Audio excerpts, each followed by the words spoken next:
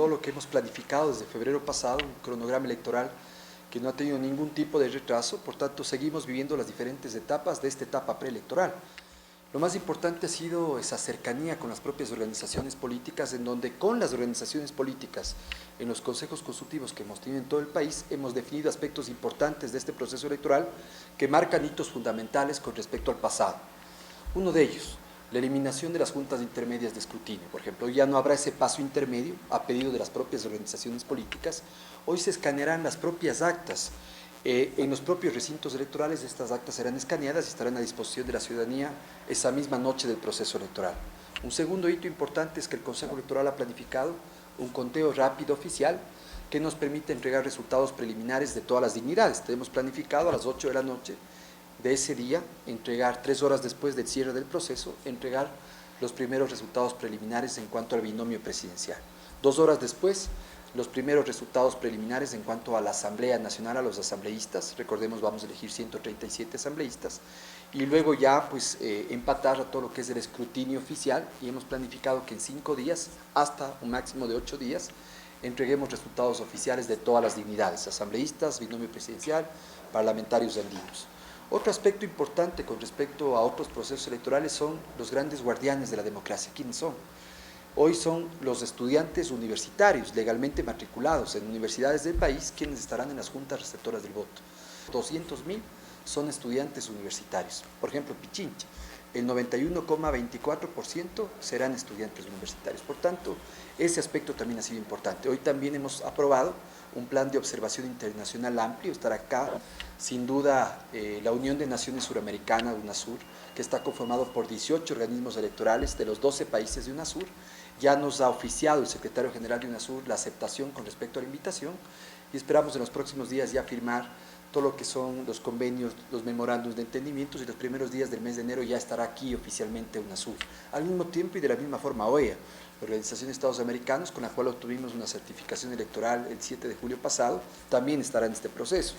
La web, que es la Asociación Mundial de Organismos Electorales, también está en este proceso. La UNIORE también está en este proceso, además de expertos electorales que seguramente los tendremos de los 5 continentes que estarán acá en nuestro proceso electoral. Esos como puntos importantes que yo creo que nos ha permitido construir verdaderos hitos electorales de transparencia, que el único objetivo que busca es el respeto absoluto a la voluntad de la gente.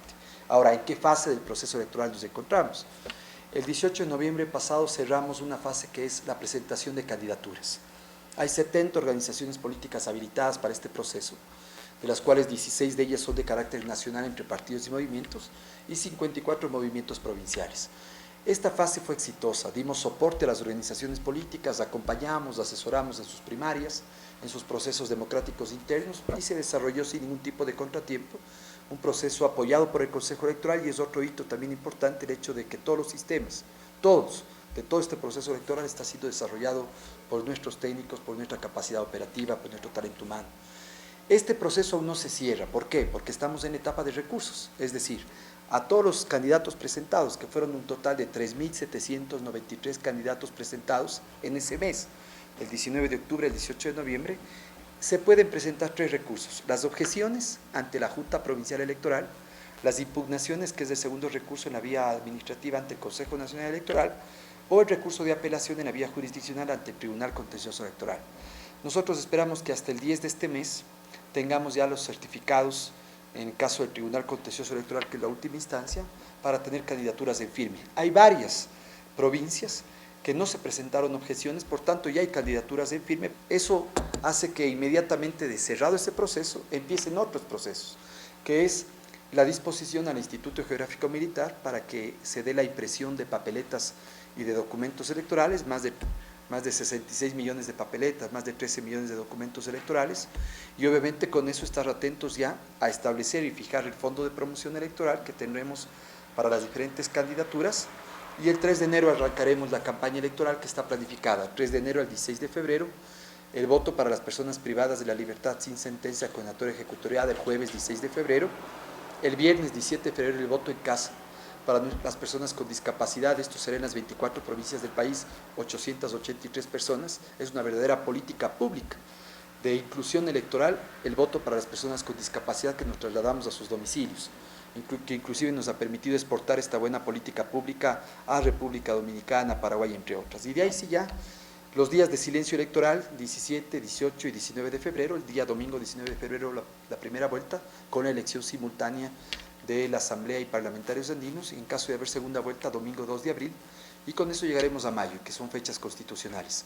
El próximo 24 de mayo tiene que posesionarse el nuevo binomio presidencial, 5 días antes, 19 de mayo, parlamentarios andinos, y 5 días antes, 14 de mayo, la Asamblea Nacional.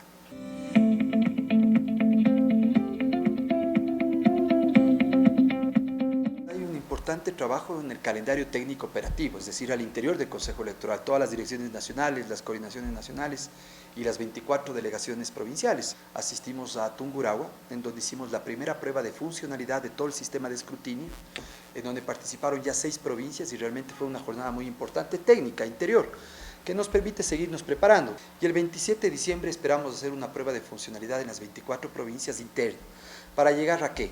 Al 8 de enero, al primer simulacro nacional, ya con medios de comunicación, con actores políticos, y esperamos hacerlo posiblemente cada semana, otro el 15, otro el 22, y llegar con esto ya el 19 de febrero con esta nueva propuesta de escrutinio.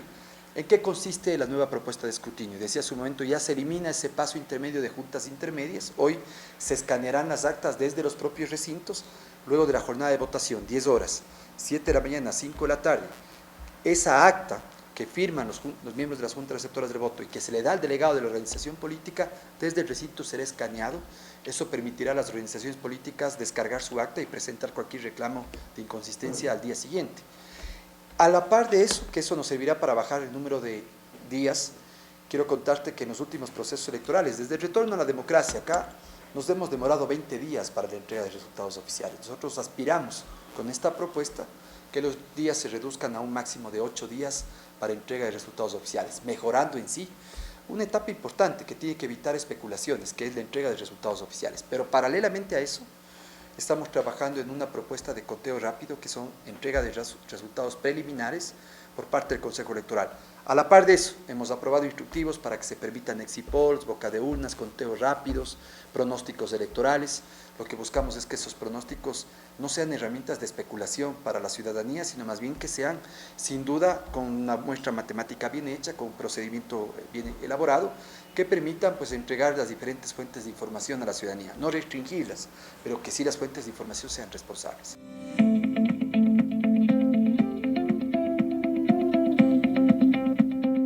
Hoy tenemos ya la fecha 13 empresas que se han inscrito en el Consejo Electoral para realizar pronósticos electorales, es decir, pronósticos o encuestas. La ley ecuatoriana establece que tienen la obligación de registrarse con el organismo rector del Consejo Electoral. Estos se han registrado ya con el Consejo Electoral. A la par de eso, tenemos 2 empresas que se han registrado ya a este momento para hacer el boca de urna o el exit poll, que es, en cambio, lo que le pregunto al elector el día de la jornada electoral. La ley ecuatoriana dice que encuestas o pronósticos se pueden realizar hasta 10 días antes de la elección. Es decir, hasta el 9 de febrero estarán autorizados los pronósticos y encuestas, y ya del 9 al 19, que es el día de la elección, no se podrán hacer encuestas, se podrá hacer boca de urna o exit poll, que será el día del proceso electoral.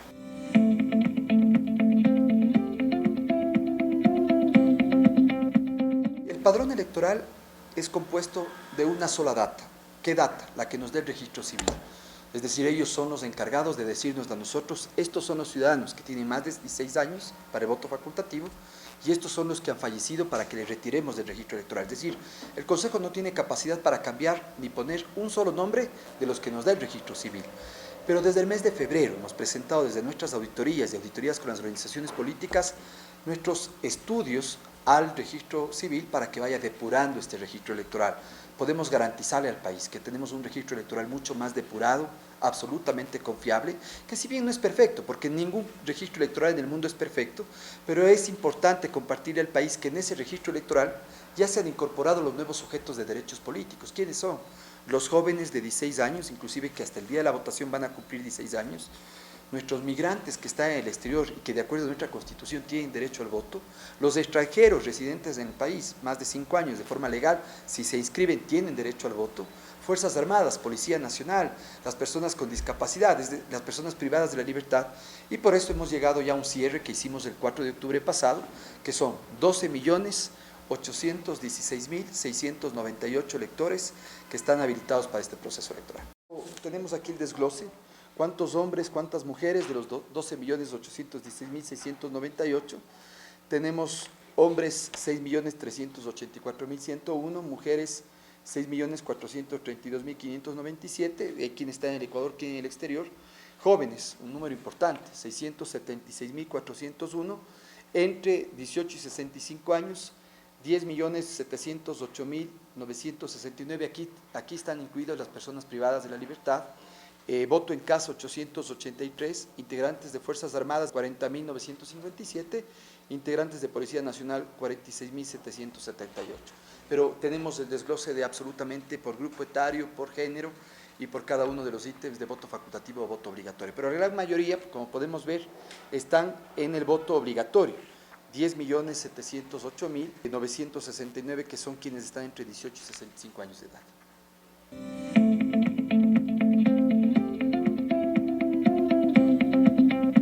El proceso de votación son dos filas, ¿no? La fila masculino y la fila femenino, que es el género. Pero lo que ocurrió esta vez es que a raíz de que también pudimos depurar el registro electoral, hubo un convenio con el registro civil, aplicando también lo que establece la última reforma de la Ley de Identificación y Cedulación, y las personas por una sola vez pueden hacer su cambio de sexo por género. Eso hizo que 271 personas hagan este trámite en el registro civil y hayan cambiado con testigos esta posibilidad, es decir, si antes tenían sexo hombre, han cambiado por género femenino, o sexo mujer, han cambiado por género masculino. Eso hará que estas personas por primera vez sufraguen en la fila que ellos por su autodefinición les corresponda. Estamos hablando de los grupos minoritarios LGBTI, que son justamente estos grupos que han logrado a través de esta reforma de la ley hacer este cambio y en este momento podrán sufragar en la fila que a ellos les corresponde.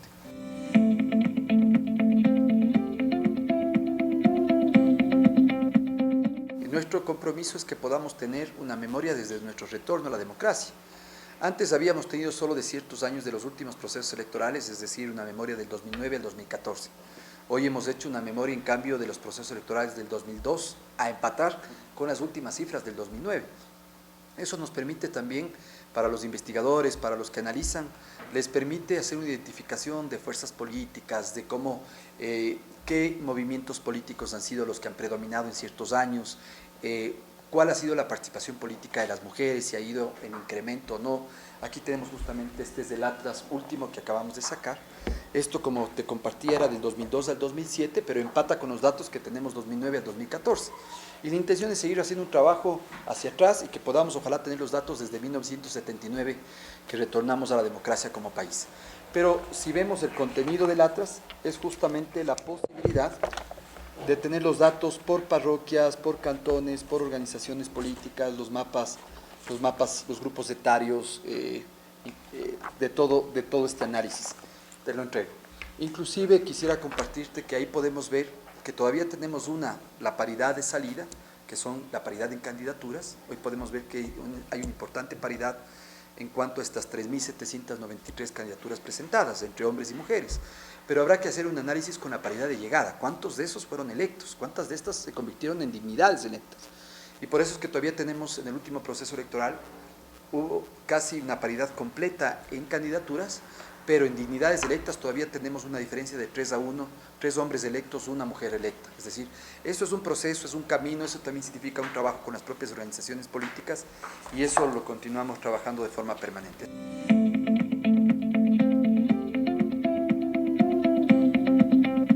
Podemos hablar inclusive del último proceso electoral, 2014, elecciones seccionales. Hombres fueron 57,9%, y mujeres fueron 42,1% de candidatos principales, es decir, importante, una paridad muy importante con respecto a candidaturas.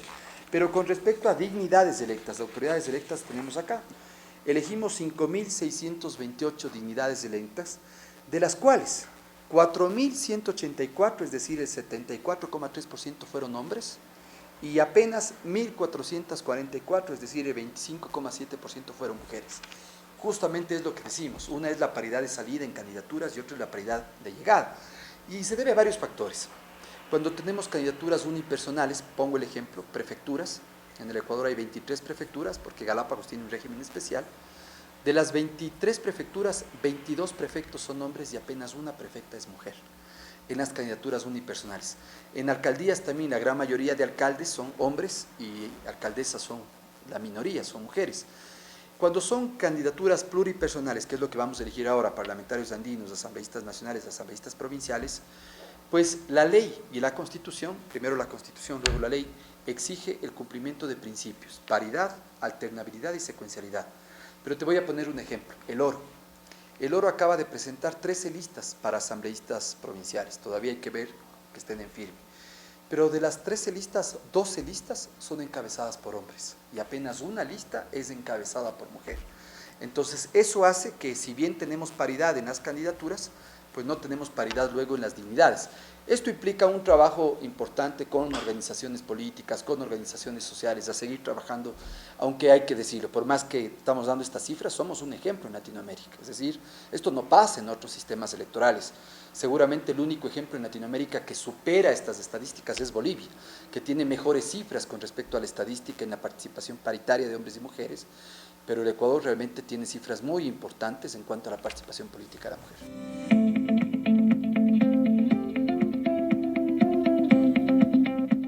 Todo lo que implica actos de pre-campaña o de campaña anticipada son una infracción electoral, eso lo establece claramente el código. Y obviamente el código lo que establece y espera es que esas personas que estamos hablando de precandidaturas se conviertan en candidatos calificados e inscritos, y ahí el Consejo Electoral, con todo el monitoreo que ha hecho, pues inmediatamente decide imputar su gasto que ha hecho de forma anticipada, sea a la promoción electoral o sea al gasto electoral. Sin perjuicio de eso, remite el expediente también al Tribunal Contencioso Electoral. Por tanto, hay que ir cumpliendo las etapas, tienen que irse precluyendo las etapas, estamos muy próximos a que se cierre ya y queden en firme las candidaturas, y luego el Consejo tendrá que emitir las resoluciones para, de ser el caso, remitir los expedientes al Tribunal Contencioso Electoral. Pero que hay que ser muy claros, que no está permitido en este momento, no está permitido ningún anuncio en televisión, ningún anuncio en radio, tampoco en prensa escrita, ni tampoco vallas publicitarias. Y podemos ver con mucha satisfacción que casi no tenemos prensa escrita, radio, televisión y vallas publicitarias, y lo que hemos tenido, inmediatamente hemos actuado para dar de baja la valla o para suspender cualquier spot televisivo. Lo que sí tenemos, pero sí está permitido para los candidatos, y en este caso para las organizaciones políticas, es dar a conocer sus principios ideológicos, sus estatutos, inclusive anunciar que son candidatos, es obvio, establece la propia ley, hacer sus respectivas concentraciones, también está permitido, pero las entrevistas, no hay ningún tipo de restricción a que los medios de comunicación puedan entrevistar, pero lo que no está permitido es esta compra de promoción o de pautaje electoral directo en estos rubros que mencioné, que repito son prensa escrita, radio, televisión y vallas publicitarias.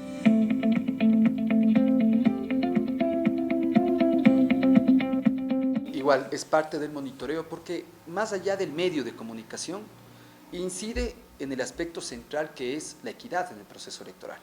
Por tanto, el Consejo tendrá que pedir obviamente el monitoreo del caso, estamos haciendo un monitoreo.